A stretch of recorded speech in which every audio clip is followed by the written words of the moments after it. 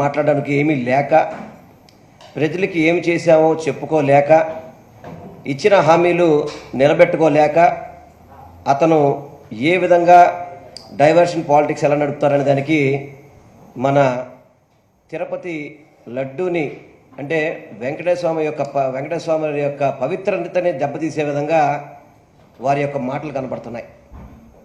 September 18వ తారీఖు నాడు ఏదైతే కూటమి పార్టీలతో కూర్చొని వాళ్ళ 100 రోజుల్లో చరిత్రలో 100 రోజుల పరిపాలన గురించి మాట్లాడుకోవాల్సిన పరిస్థితిలో అక్కడ తిరుమల తిరుపతి వెంకటేశ్వర స్వామి వారి యొక్క ప్రతిష్టని దిగజార్చే విధంగా చంద్రబాబు చేసిన వ్యాఖ్యలు చాలా బాధాకరం. ఇది రాష్ట్ర వ్యాప్తంగా కాదు, దేశవ్యాప్తంగా కాదు, ప్రపంచవ్యాప్తంగా ఉన్న వెంకటేశ్వర స్వామి భక్తులందరూ కూడా ఆవేదపడిన రోజు ఆ రోజు. ఎందుకంటే నేను మొన్న చెప్పాను, గతం కూడా చెప్పాను, ఒక రాష్ట్ర ముఖ్యమంత్రిగా ఉన్న వ్యక్తి ఆరోపణలు కాదు చేయాల్సింది, నిజ నిజాలు తెలియచేసి ఆధారాలతో అక్కడ చర్యలు తీసుకోవాల్సిన బాధ్యత గౌరవనీయులు నారా చంద్రబాబు నాయుడు గారికి, కూటమి ప్రభుత్వానికి ఉంది. అటువంటి దుస్థితి లేకుండా, అటువంటి పరిస్థితి కాకుండా చంద్రబాబు నాయుడు, కూటమిలో ఉన్న ఇతర పార్టీలు కూడా ఆరోపణల మీదే ప్రజల్ని, వెంకటేశ్వర స్వామి యొక్క భక్తుల్ని గందరగోళంలో పడేసే విధంగా వాళ్ళ యొక్క ప్రవర్తన కనబడుతుంది. వీళ్ళు అధికారంలో ఉన్నారా, ప్రతిపక్ష పార్టీగా ఉన్నారా అనేది వాళ్ళందరూ కూడా తెలుసుకోవాల్సిన విషయం. అధికారంలో ఉంటే ఈ తప్పు ఎప్పుడు జరిగింది, ఈ తప్పు నిజంగా జరిగిందా జరగలేదా, జరిగితే దీనికి బాధ్యులు ఎవరు, దీని మీద చర్యలు ఏవనేది ఈ రోజు వరకు కూడా మీకు ఏమన్నా చర్యలు కనబడుతున్నాయి అసలు ఎవరైనా కానీ? ఈ రోజు వరకు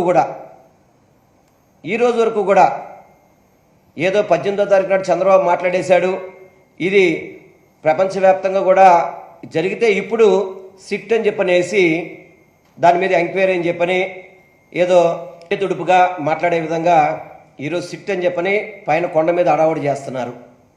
ఇది ఎంత మాత్రం కూడా సమంజసం కాదు. మీ దగ్గర ఆధారాలతో సహా గనక ఇది తప్పు జరిగింది అని చెప్పని ముఖ్యమంత్రి స్థాయిలో మాట్లాడిన వ్యక్తి సిట్లో ఎంక్వైరీ ఏంటి అసలుకి? ఈ పార్టీకి చర్యలు తీసుకోవద్దా? ఎవరైతే బాధ్యులయ్యారో వాళ్ళ మీద అధికారులు కావచ్చు, అదేవిధంగా ఏదైతే ఈ గీ సంస్థ ద్వారా కావచ్చు, వాళ్ళ మీద ఏం చర్యలు తీసుకున్నారు? 2 నెలల తర్వాత వెళ్ళి ఊరికే పోలీస్ స్టేషన్లో కంప్లైంట్ ఇస్తారా? ఇప్పటిదాకా ఎందుకు అరెస్ట్ చేయలేదు ఆ కంపెనీని? ఆ కంపెనీ తప్పు చేసింది అని చెప్పని మీ దగ్గర ఆధారాలతో తేలినప్పుడు ఎందుకు మీరు దాని మీద చర్యలు తీసుకోలేదు ఆ కంపెనీ మీద? ఎందుకంటే ఈ కంపెనీ ఏదైతే ఇప్పుడు మీరు చెప్పుతున్నది ఎన్డీడీబీ రిపోర్ట్లో యానిమల్ ఫ్యాట్ వచ్చిందని చెప్పారో మీరు, ఆ కంపెనీ ఫస్ట్ లారీ రావడమే జూన్ 12వ తారీఖు నాడు. మీరు జూన్ 4న మీరు విజయం సాధిస్తే జూన్ 12న మొట్టమొదటి లారీ వచ్చింది. అది వాస్తవమే కదా?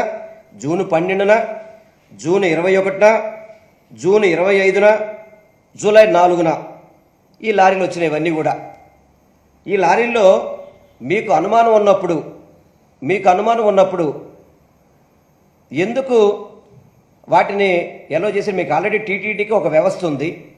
ఆ వ్యవస్థ ద్వారా ప్రతి ఒక్కటి ఎవరైనా కానీ, ఏ కాంట్రాక్టర్ అయినా కానీ, ఏ టెండర్ అయినా కానీ అవన్నీ కూడా మీ ల్యాబ్లో పరీక్షించాకే కదా లోపలికి వెళ్ళేదాటికి. అంటే ఇవన్నీ కూడా ఓకే చేసినవే కదా, మీ ల్యాబ్లో సర్టిఫై చేసినవే కదా ఇవన్నీ కూడా. ఏదైతే మీరు యానిమల్ ఫ్యాట్ ఉందని చెప్పారో ఆ లారీలన్నీ కూడా జూలై 6న 2 ట్యాంకర్లు వచ్చినాయి, జూలై 12న 2 ట్యాంకర్లు వచ్చినాయి. ఆ ట్యాంకర్లో టెస్ట్లో ఫెయిల్ అవడంతో ఈఓ గారు చెప్పారు, ఈ 4 ట్యాంకులు మేము వెనక్కి పంపించామని చెప్పని. కానీ చంద్రబాబు దీన్ని వాడామంటాడు. ఎట్లా ఇది? ఈఓ గారికిను అతని మాటలకి పొంతం లేకపోతే ఏ విధంగా సమంజసం ఇది? మీరు వైఎస్ఆర్సీపీ పార్టీ మీద కానీ, గత ప్రభుత్వంలో మేము పరిపాలన చేసిన దాని మీద కానీ ఏదైనా మీరు మాట్లాడదలుచుకుంటే కనుక రాజకీయంగా మాట్లాడండి. వెంకటేశ్వర స్వామిని ఈ రాజకీయాల్లో స్వామివారి యొక్క ప్రతిష్టని, వారి యొక్క గౌరవాన్ని, స్వామివారి యొక్క విశిష్టతని దెబ్బతీసే విధంగా మాట్లాడడం అనేది చాలా దుర్మార్గం, చాలా దారుణం కూడా. మీరు వెంకటేశ్వర భక్తులని చెప్పుకుంటున్నారు, వెంకటేశ్వర స్వామి భక్తులైతే కనుక ఈ విధంగా అల్లరి చేస్తారా? ఈ విధంగా అల్లరి చేస్తారు చెప్పండి? మీరు కావచ్చు, గౌరవనీయులు డిప్యూటీ సీఎం గారు కావచ్చు, భారతీయ జనతా పార్టీ మీ కూటమిలో ఉన్న పార్టీ నాయకులు కావచ్చు, మీరందరూ అధికారంలో ఉన్నారు. మీరందరూ కూడా డిప్యూటీ సీఎం గారేమో 2 అడుగులు ముందుకేసి సనాతన ధర్మాన్ని ఈయనే కనుక్కున్న విధంగా ఈరోజు మనకు కనబడుతుంది. అంటే సనాతన ధర్మం అంటే పవన్ కళ్యాణ్ గారి దగ్గర నుంచే పుట్టింది, అంతకుముందు ఎప్పుడు లేదు సనాతన ధర్మం అంటే. మరి నాకు తెలియదు. మరి మేమందరం కూడా హిందూ మతం ఆచరిస్తాము, మేము అన్ని రకాల స్వామి దీక్షలు చేశాము. మీలాగా మేము దీక్ష చేసుకుని చెప్పులు వేసుకున్న పరిస్థితి ఎక్కడ చూడలే. మరి మేము దీక్షలో చెప్పులు వేసుకున్న పరిస్థితి చూడలా. సనాతన ధర్మంలో దీక్ష చేసుకుంటే చెప్పులు వేసుకుని తిరగడం అనేది అది మీకు మాత్రమే కనబడుతుంది, గౌరవ డిప్యూటీ సీఎం గారికి. ఇదే దీక్ష అంటే? దీక్ష చేసినప్పుడు సినిమా షూటింగ్లు ఎందుకంటే అసలు నాకు అర్థం కాదు. ఈ 10 రోజులు మీరు దీక్షలు చేసుకోలేరా? అసలు పశ్చాత్తాప దీక్ష ఎవరు చేస్తారండి? అసలుకి ఎవరు చేస్తారు చెప్పండి? తప్పు చేసిన వారు పశ్చాత్తాప దీక్ష చేస్తారు.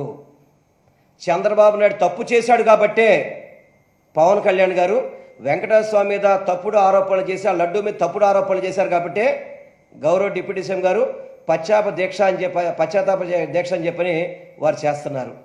ఆ దీక్షనైనా కరెక్ట్గా చేస్తున్నారా? చెప్పులేసుకుని చేసే దీక్ష ఏంటంటే నాకు అర్థం కావట్లేదు.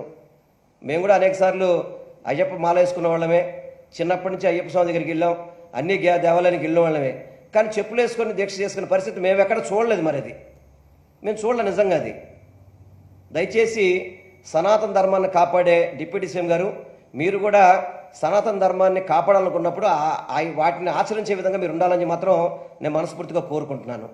అదేవిధంగా చంద్రబాబు నాయుడు ఏదైతే తప్పుడు ఆరోపణలు చేశాడో ఆ తప్పుడు ఆరోపణలు పూర్తిగా ఖండిస్తున్నాం. ఈరోజు వరకు కూడా అసలు సిట్టుకి మీరు వేశారు బాగానే ఉంది, మీ దగ్గర ఆధారాలు ఉన్నప్పుడు సిట్టుతో సంబంధం ఎందుకు? ఆధారాలు ఉన్నప్పుడు వెంటనే యాక్షన్ తీసుకోవాలి కదా. మీరు ముఖ్యమంత్రిగా ఉన్నారు, అదేవిధంగా ఈఓ గారు ఉన్నారు, అక్కడ అందరూ మీరేసిన వాళ్ళే కదా, అందరూ కూడా జేఈఓ కావచ్చు, ఈఓ కావచ్చు, అందరూ మీరేసిన అధికారులే కదా. ఎందుకు యాక్షన్ తీసుకోలేదు? ఆ కంపెనీ మీద ఎందుకు యాక్షన్ తీసుకోలేదు? ఏదో మీ దగ్గర ఉన్న పోలీస్ స్టేషన్లో చిన్న కంప్లైంట్ ఒక చిన్న అధికారితో ఇచ్చేసి కూర్చుంటారా? అంటే వెంకటేశ్వర స్వామి గారికి ఇంత పెద్ద స్వామివారికి ఇంత అపచారం జరిగితే మీరు చేసే యాక్షన్ ఇదేనా? ఇప్పుడు ఆపరేషన్ లేకుండానే మోకాళ్లకు ప్లాస్మా ట్రీట్మెంట్, మీ ఆర్థోపెటిక్ సమస్యలన్నిటికీ రోబోటిక్ టెక్నాలజీ ద్వారా తక్కువ ఖర్చుతో శాశ్వత పరిష్కారం, ఫ్రీ కన్సల్టేషన్, ప్రతి ట్రీట్మెంట్ పై 20% డిస్కౌంట్. ఈ ఆఫర్ కొద్ది రోజులు మాత్రమే. త్వరపడండి. V9 hospitals 9281465842.